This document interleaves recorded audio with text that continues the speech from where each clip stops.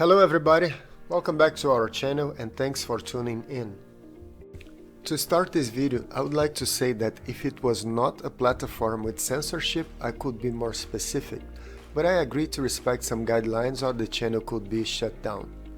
Back in the 70s, when the Bretton Woods system ended with President Nixon suspending the convertibility of the dollars into gold, governments created the fiat currencies and declared gold dead. Now, the same governments are rushing to increase their gold reserves as their currencies are dying. The same way we had the creation of the fiat currencies in the 70s, we had the creation of the cryptos this century. The cryptos of today are the fiat currencies of the 70s, but seems like people are not paying enough attention to it. Bitcoin dropped from $69,000 to $53,000 in just a little more than 1 week. What else do you need to know to see that this is just speculation? Any government can create their own cryptos just like China did with the digital yuan.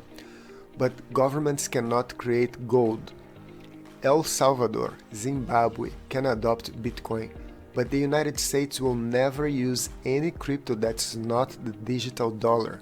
So as the UK, so as Europe, China, etc.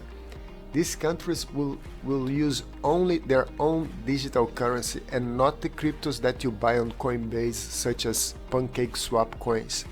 People need to be realistic.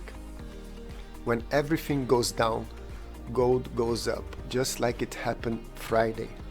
By the way, Bitcoin has crashed 22% in less than 2 weeks, trading now at $53,000, and everything else such as meme stocks, Dow Jones, Nasdaq, S&P 500, you name it, everything is going down, and gold is the only insurance in times like this. Now, a new variant comes along on Thanksgiving Day, and guess what? The vaccines don't work, you will have to stay at home.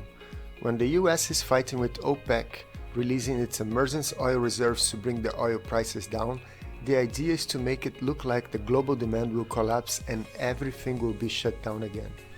Countries have already implemented some travel restrictions, and if the threat of the new variant really materializes, more and more restrictions will come inevitably in the near future.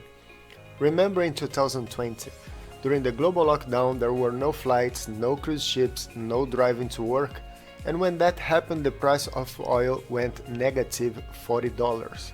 So controlling the oil price brings the energy costs lower. It will be easier to control inflation or at least manipulate these numbers. American consumers are measuring inflation by the price of the gasoline they pay in the pumps, and it has doubled in 12 months. The time for the new variant was so convenient, and strangely enough, the European countries start to lock down even fully vaccinated people just 2 days before the new variant resistant to all vaccines appear, like these European countries knew that something was about to happen. On the other hand, lockdowns will cause unemployment numbers to rise, consequently more money printing and economic stimulus, more inflation in the long term. If this scenario becomes a reality, then we might have 2020 all over again. And at this point, it's unclear how many times this cycle will repeat in the future.